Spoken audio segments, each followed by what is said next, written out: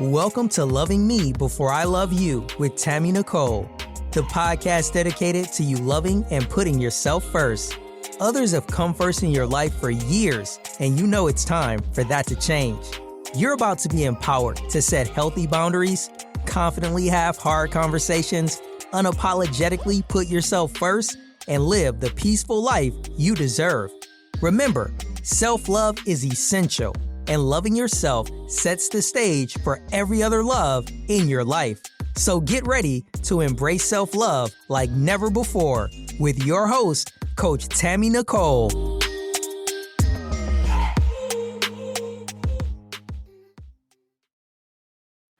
So welcome back to Loving Me Before I Love You. As you know, it is Transformation Tuesday over here. And like any week, we always have a subject to talk about. I want you to sit back, think about the times where you have had an amazing day, and yet you have decided it wasn't enough. You may downplay your wins. You may sit back and decide, man, I could have done better. I could do better. Or you achieve something you've been wanting to achieve for so long. And then you tell yourself that was not enough. You turn around, you look after sitting down, having this conversation with yourself, and unbeknownst to you, you see your child in the corner watching you minimize, degrade, and belittle yourself on goals and achievements you've been looking to actually accomplish. What did you just do? You taught them the very thing you don't want them to learn. Well, we're going to talk about it today. How self-love can be taught to children by example, as you, mom, or dad are your biggest tool in parenting. Again, it's about to be a conversation that typically is not discussed because we feel like our children are to do based upon what we tell them. And we always forget that most of the things that they do is based upon what they see. Of course, I do not have a conversation typically by myself, so I do have a guest with me. Her name is Kamia, and she is coming to help discuss how living your life as an example, as a mom, as a parent, is the best tool ever in teaching your child how to love them. Welcome to the show, Kamia. Hey, thank you for having me. I'm so excited. So excited. So tell the people who you are. Tell them a little bit about what you have, accomplished, what you're going through as a mom, and why you felt that being a teacher of showing them how to love themselves is like the best thing is to be an example. Yes, so I'm Kamia Hayes, and I am a wife and mother of 6. And my children, their ages range from 28 all the way down to 8. And I would say that having my 2 sets of children and being more present with my second set, I began to notice things as far as how I showed up and not putting myself first. And my now 11-year-old used to always say, like, Mommy, you're always tired, or Mommy, you're always working, or Mommy, you're always like, he would point out the areas where I was lacking. And I said to myself, you know what? I got to get it together because this is not what I want to teach my son that a wife is supposed to do. And it's not what I want to teach my daughter. And so just like really my children paying attention to me, that's what changed everything and made me say, I wanted to put myself first because I had been pouring from an empty cup for so long. I think we learn to pour into others and put ourselves last as kids, right? You're always told to consider other people, be nice, Did you ask them? No one really says to you, did you ask yourself, or did you feel like doing it? Did you want to do X, Y, and Z? It's always about other people. Mm-hmm. And so when I created the episode, of course, I created from a space of saying, you are the best parenting tool there is. I think a lot of times we feel as though we have to always give to our kids. Like our life and our world stops when we become a parent. Mm-hmm. And the reality of that is it should never stop just because you become a parent. It should be enhanced. It gives you a little bit more oomph of why you're living the life you live, to be an example of what life is all about to the ones that you brought into the world. I think a lot of us are so focused on, I just got to give them everything, give them what I didn't get, give them. And half that stuff they don't care about. Correct. I totally agree. A lot of times, especially I know my generation, so I'm a Gen Xer.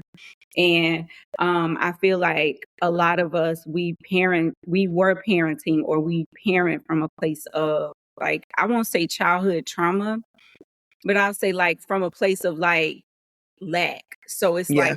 like you said, it's like, okay, well, my parents never let me do this, so I'm gonna let my kids do this, or, Yeah. We were never able to afford this, but I'm gonna do it. And I realized like very early on that I was doing that. Like I didn't get a lot of gifts for Christmas because my parents couldn't afford it. And so when I became a mom, I made it my business to buy my children a lot of gifts. And I remember one Christmas, like I was in school, I got my little net check back. So I'm all excited. Little refund. So I'm like spending all kind of money. I'm making it rain. And my son, out of all the gifts that I purchased him, he only played with one thing. So that for me was like a light bulb moment. Like, wait a minute. You're buying all of these things for these children because you wish that these were the things that you had when you were growing up, and you wasted money.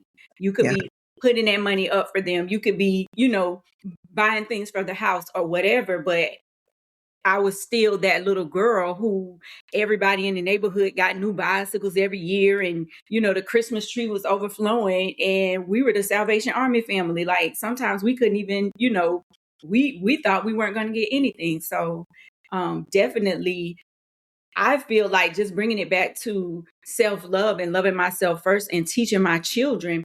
I think the first thing that we have to do is just be aware, right? We have to really pay attention to patterns that we have, and the areas that we're basically steering them wrong, because once again, we're parenting them from a place of, this is what I wanted when I was a child, so let me be that for them, without even getting to know what they actually want. Yeah, I think a lot of us, and I'm saying a lot of us from a general standpoint, always live life through kids, right? You live the life you wanted through them versus giving them the life they deserve based upon who they are. Yeah. So a lot of it is, I wanted to be a gymnast. My mama didn't let me in gymnastics. She's going to be in gymnastics. She may want to be on somebody's football field. You know what I mean? Like, we don't take the aspects of what we did not also get is the freedom to be ourselves. Right? Always being told what to do and how to do it. We keep that part, but then it's like, I get my chance now to do what somebody did to me to somebody else. And it's like perpetuating the same cycle over and over again. It's like answering the question, do you want your kids to do your grandkids the way you're doing them? And if your answer is going to be no, then it's like, why are we doing the kids that way? Yeah. I want to go back to something that you said about us not having the freedom to be ourselves, right? And I feel like if you grow up and you don't have the freedom to be yourself, then when you grow up, you're not going to even know who you are. Oh, right? That's exactly why we are in the position we're in right now. That's why relationships exist the way they exist right now. That's why so many people are single, because they don't know who they are. And sometimes, people don't even want to do the work to know who they are. Like, how am I going to love you? They're afraid. They're Correct. Yeah. afraid. It's the biggest reason of why we are in position currently of lack of knowledge and low self-awareness is because of the fear of that other person that I would be exposed to, right? So I have grown up and I have gotten accustomed and adjusted to this version of me, right? I may not like it. It may not be who I am. It may not be what I desire, but I'm accustomed to it. It goes back to the phrase that it's cheaper to keep her. It goes back to the phrase, you can't teach your old dog new tricks. It goes back to like all of those things matter because it's like we desire comfort over like, I don't even want to say change because we're forever changing and change is inevitable, but we desire to be in comfort than to be uncomfortable in a space of correction and just authenticity. Right. I agree. I totally agree with that. And, I think that the foundation of self-love is self-awareness, like you said, right? It's the very first step. Correct. Like in my program, it is the first step. Until you become self-aware, there's nothing else you can do. Right. It's and self-awareness is honestly accepting good, bad, and indifferent. It's not necessarily making a change. It's like, I'm aware that I'm an overthinker, right? So when someone says to me, girl, you overdoing it, I don't get offended because, girl, you're right. Because I keep overthinking that thing. Like, it's being able to accept the good, bad, and ugly. You know what I mean? Like, it's knowing the things that most people would overlook. It's knowing the thing that can be annoying to other people. It's knowing the thing that's amazing. It's not just, the negative, because I always strive to encourage people. We're built on negativity. That's what we're built on. We're built on negativity and lack. Both of those are negative, even though people, but that's what we're built on. And you always say, well, why are we built on that? We're built on it because when you do something wrong in school, it's highlighted, right? You get home, you getting in trouble. It's like a big thing. You do something amazing in school. It's like, that's what you were supposed to do. Exactly. And it's like, no, ma'am. No, ma'am. So if I'm highlighted on negativity, what's the outcome or the likeliness of me doing more negative things than positive? Right. It's going to be, and we wonder why we have behavioral issues in school and stuff like that. Well, I get attention when I act a fool. So guess what? I'm going to act a fool for you. I'm going to act a fool. Because I need the attention. Because we all need attention. Yeah. Like, that's the point of relationship. Like, we want attention. We want affection. We want someone to say we matter. Yeah. So if acting a fool, getting in trouble, having bad grades gets you to pay attention to me, that's what we doing.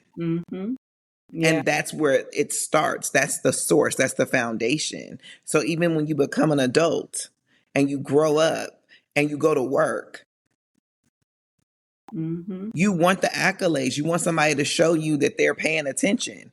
But if you mess up, they knocking on your door. You do just enough mess up to not get in trouble or fired, but enough to get some recognition, some time, some attention from the supervisor that you probably are not getting.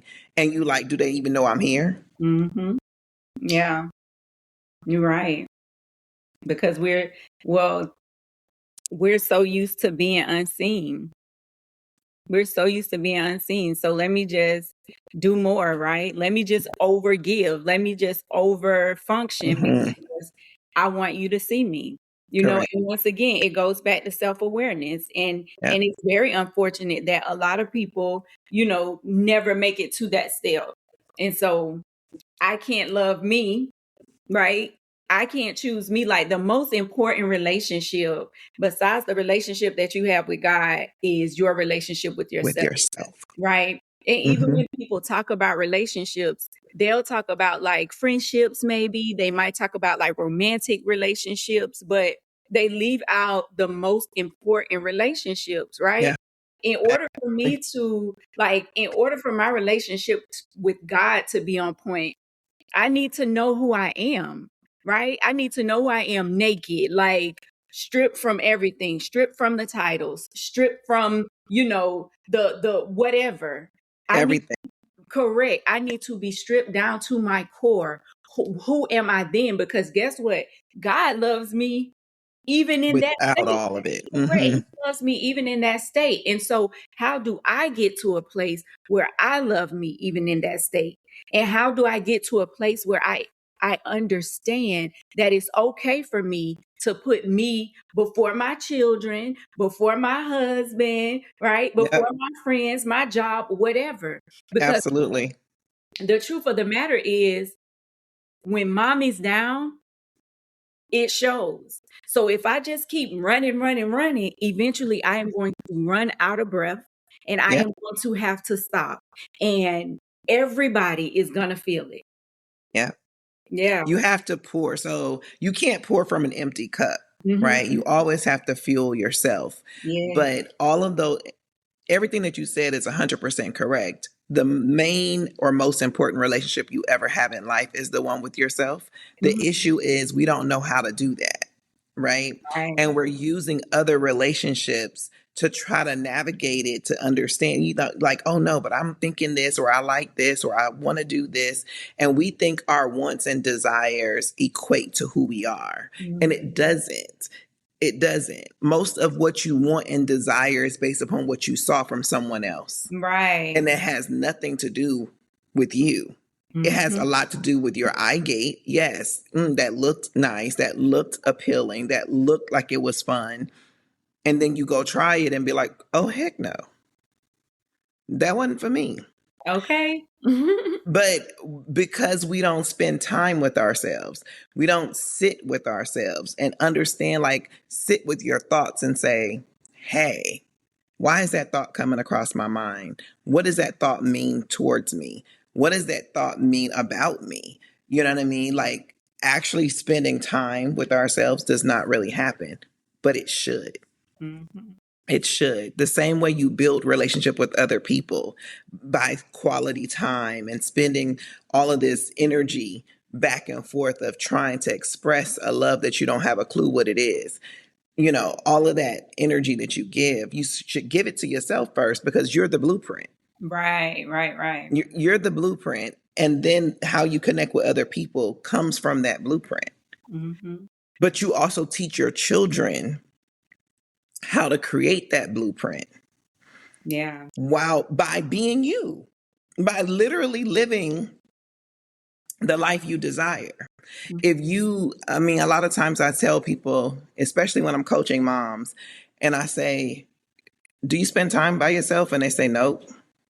I got to run this errand for this one. I got to take this one to practice. I got to take this one to work. I got to I got to take them to the doctor. Like, I got 50 million things to do, and it's always to do for someone else. Mm-hmm. I said, that means you haven't put yourself on your calendar. Right. And it's funny that you say that, because in my book, like, that's one of the things that I have, like, where you're intentional and you, like you said, you're putting yourself on the calendar and you're doing absolutely nothing.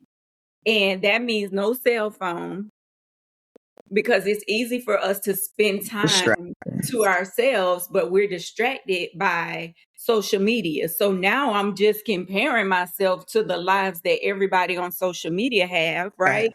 And it's like, no, you take out time. Like, I know for me, one of the things that I did, a friend of mine had a hammock and she sent me a picture and she was like, yeah, I'm just out here relaxing. I come out here every morning and drink coffee. So I was like, for Mother's Day, I told my husband, I want a hammock.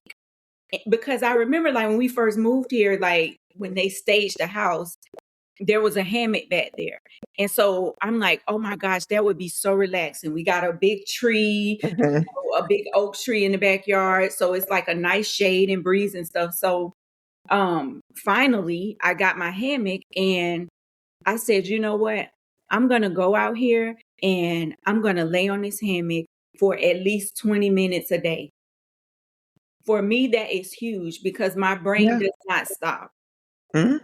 And Most of us don't. right, I right, think that's a part of being woman. right. And so I made it my business to go out there, put my beats on, play like rain or something in the background, and just think about absolutely nothing. And that's just something that small. If you do that on a consistent basis, then you'll begin to, first of all, enjoy it. Hmm. And then you'll get to a place where it's like, okay, I don't feel so overwhelmed. Like, this is my safe place, right? This is my place where I can go and just be quiet and be with myself. And then maybe you can kind of, grow into going out to eat by yourself or going to the movies by yourself or whatever that thing is that we're so worried about other people, seeing us and saying, well, why is she by herself? Or, Yep. not being received or whatever. Maybe you can grow into that. Yeah. That was actually one of the main reasons why I created a book called Me, Myself, and Love. It's a journal. Mm-hmm. And it's a dating journal. It's a solo dating journal for you, but you are going to dive deep into the core root of who you are before you get to the space of who you are. Mm-hmm. Right. And Yeah. so how did I get here? What are my love languages? How did love show up in my childhood? Who taught me what love looked like? And actually exploring those things, spending time with yourself and getting an understanding of who you are is mind blowing to a point of like, oh, it's not just I know that I do these things, but I also now know why. Mm-hmm. Yeah. And I think a lot of us don't do that. So, yes, add yourself to your calendar. Mm-hmm. Yes, it can start small, but you are a priority. And Yeah. you'll understand that there are 24 hours in a day. But if you come first after God and your time with Him, the rest of it comes easy. Mm-hmm. I You agree. don't feel rushed. You don't feel pressured. And what other thing happens is your kids learn that they come first too for themselves. Yeah. So they'll start putting themselves first in spaces that gives them the opportunity to say, you know what, the rest of this don't matter for real. Like, I'm going to do what I have to do from a responsibility perspective. But if I'm not whole, if I'm not healthy, if I'm not well, then the rest of this don't matter. Mm-hmm. I agree. I agree. And something that you said was so good when, like, as far as like not just going to sit and be by yourself, but also asking yourself those questions. And that's another thing that I think that we don't talk about enough. Hey, hope you're feeling the love in today's episode. We'll pick back up where we left off in a moment. First, we're excited to share that Tammy has a collection of self-love t-shirts, hoodies, mugs, and journals for you to express how much you love yourself to the world. From comfy hoodies to motivational mugs, there's something for everyone. While you're listening to today's show, feel free to browse the full collection at IamTammyNicole.com. Thank you, and without further ado, let's get back into today's show.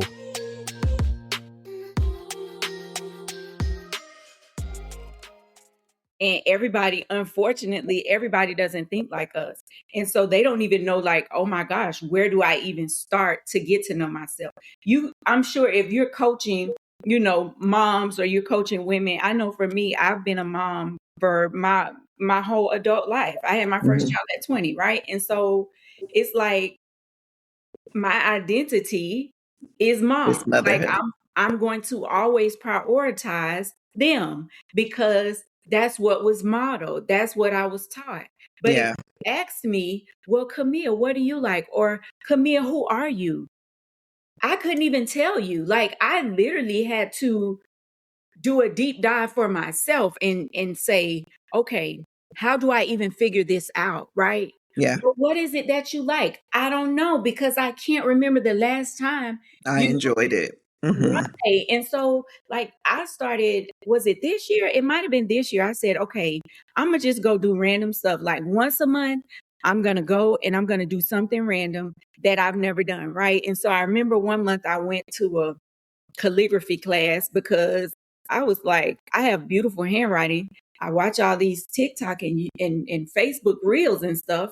It looks easy. Let me go see. Just doing Yeah. something different, just Yeah. getting out of the house and just like you said, spending time with myself. Yeah. Now I realized I don't like calligraphy, so I'm not going back to a class.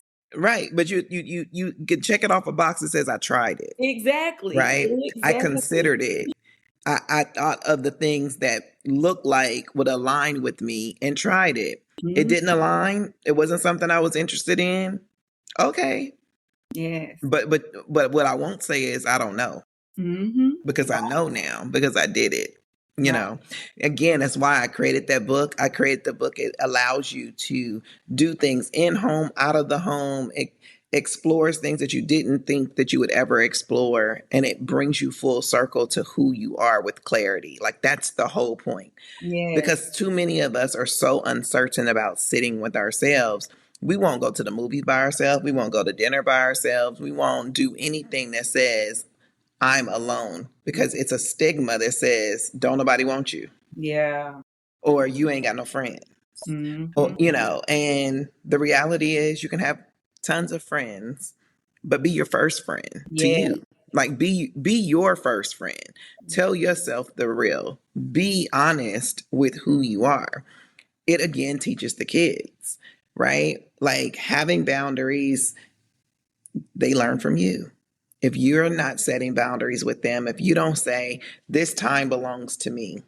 I remember teaching one of my clients. She's like, they young, they don't understand. They come to the bathroom with me. I say, yeah, that's how kids do. Until you put the parameters in place that says, no, this is not unacceptable. No, you cannot come sit in this restaurant while I'm taking a rest. No, it's not an option. Get yourself a timer.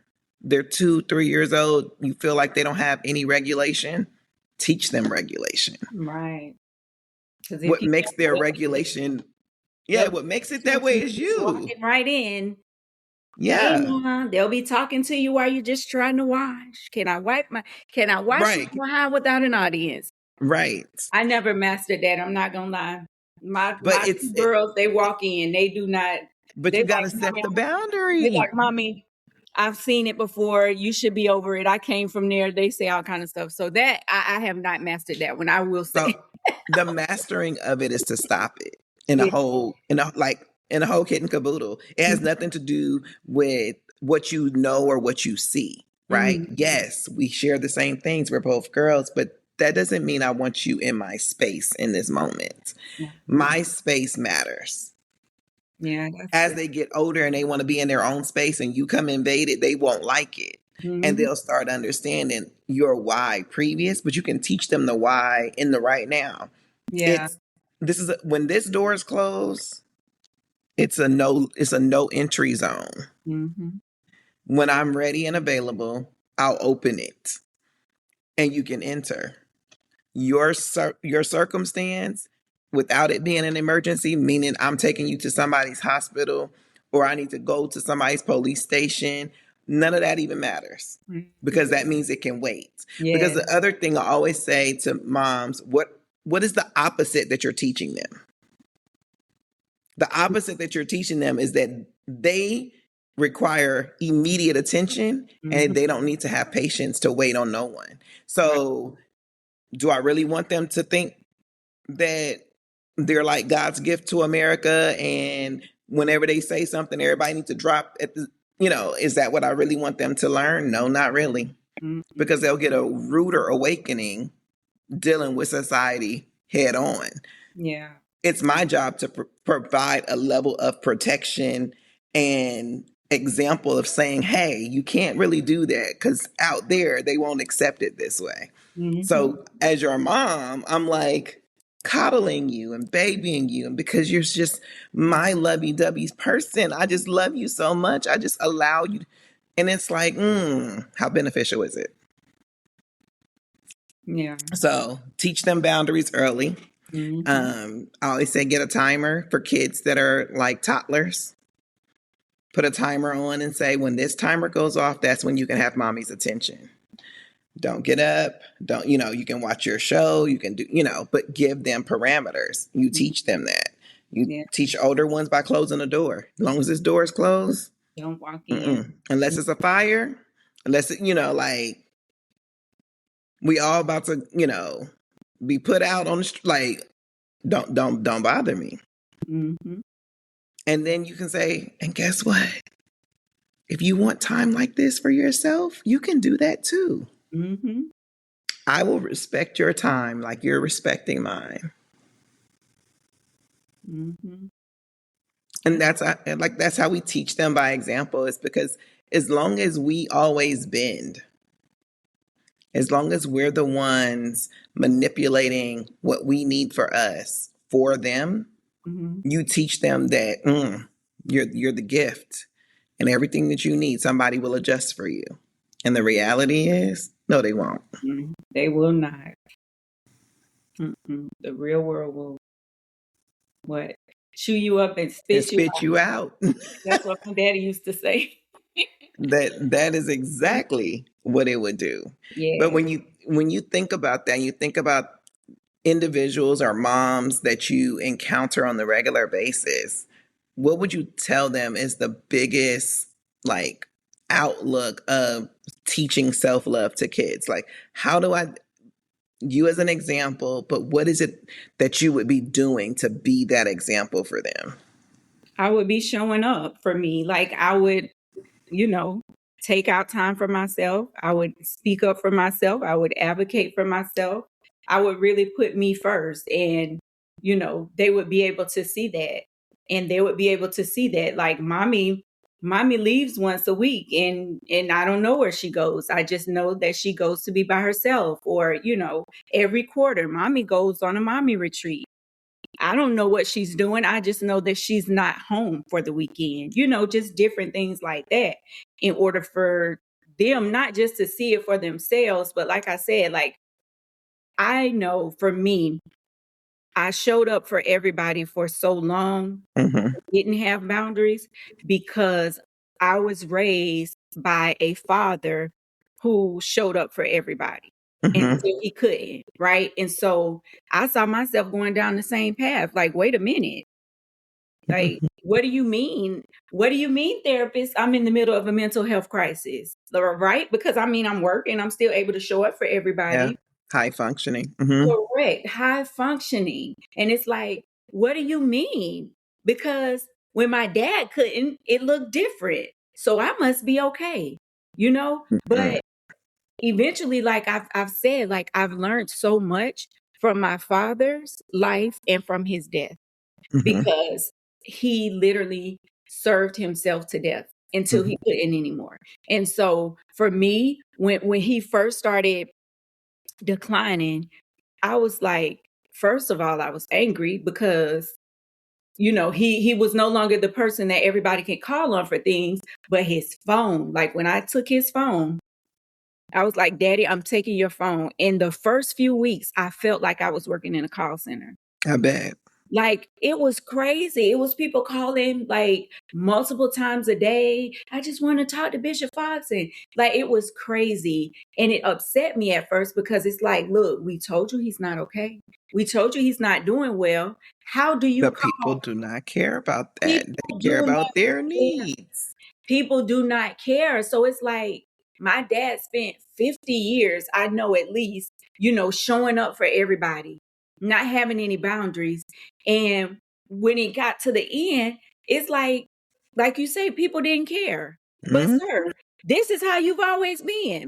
So how are you angry now?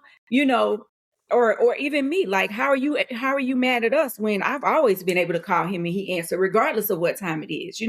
And so that for me was an eye opener. How Yeah. many people am I showing up for? Why is it that I wake up, I'm the first one to get up, I'm the last one to go to bed, and Mm-hmm.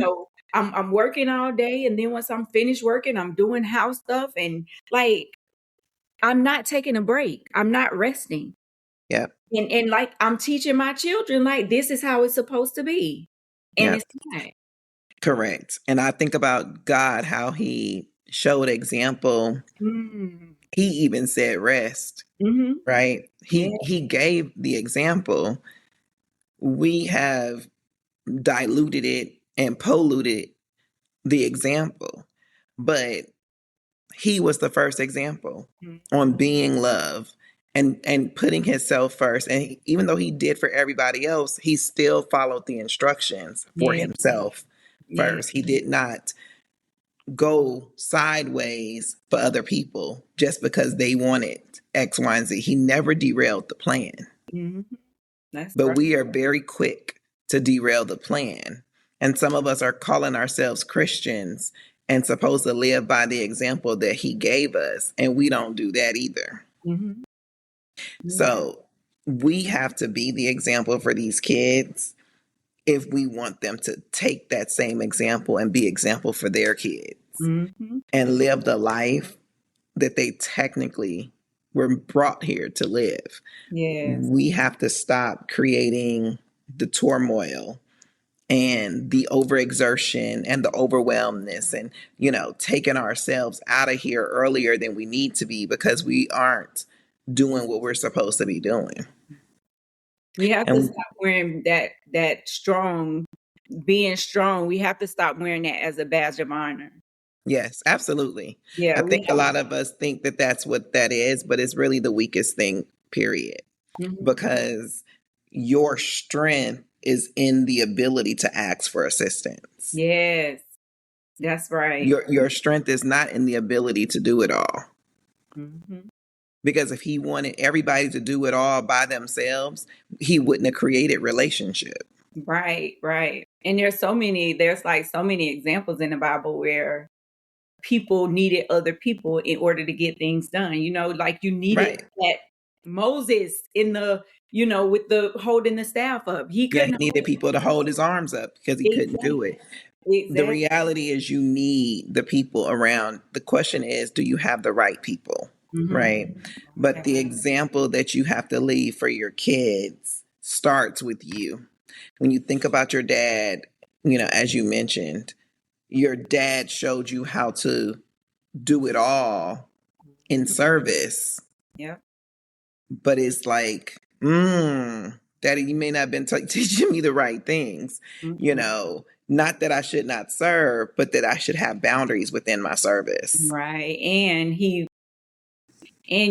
by the time he realized it was too late.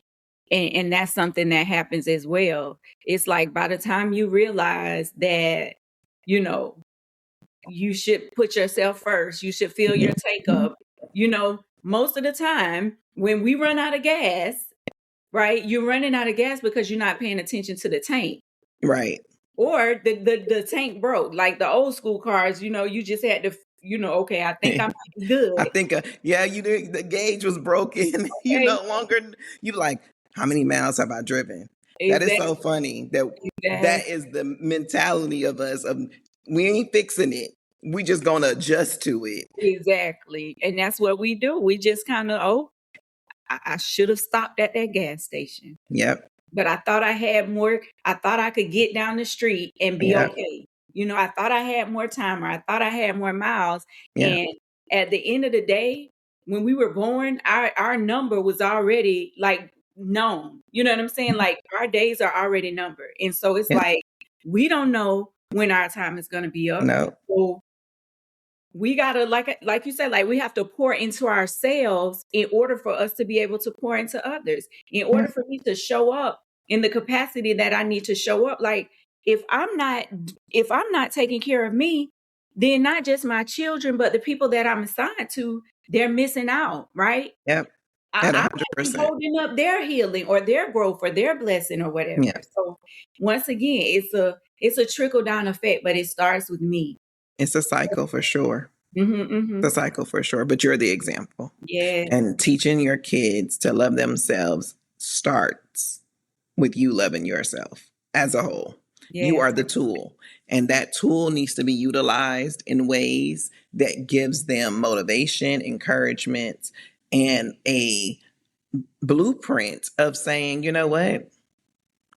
This is how I'm supposed to interact with my friends. Mm-hmm. I can tell them no. If I'm tired, I'm tired. Yes. right? It's not but I love them. Oh, but I'm pushing in for no, no.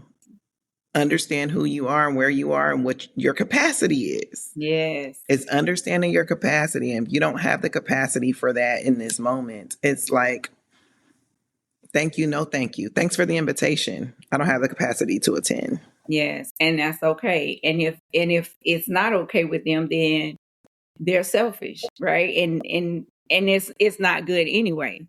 But definitely choosing yourself, advocating for yourself, opening your mouth and speaking up, Yeah. and letting your children see you advocating for yourself and not As a just whole. Yep, I agree with that. So Mhm. the one thing that you did say that I was like, "Oh, that's really good," is you saying that they're allowed to see you do these things. I would even encourage you to do a step further and take them along with you once or twice to see it for real. You Mhm. say, "Oh, mommy leaves and goes on a weekend getaway, to rejuvenate." Maybe one time you take them so they can see what's included in that. Yeah. Or mommy takes time and goes into the hammock and spend time with herself. Take the girls.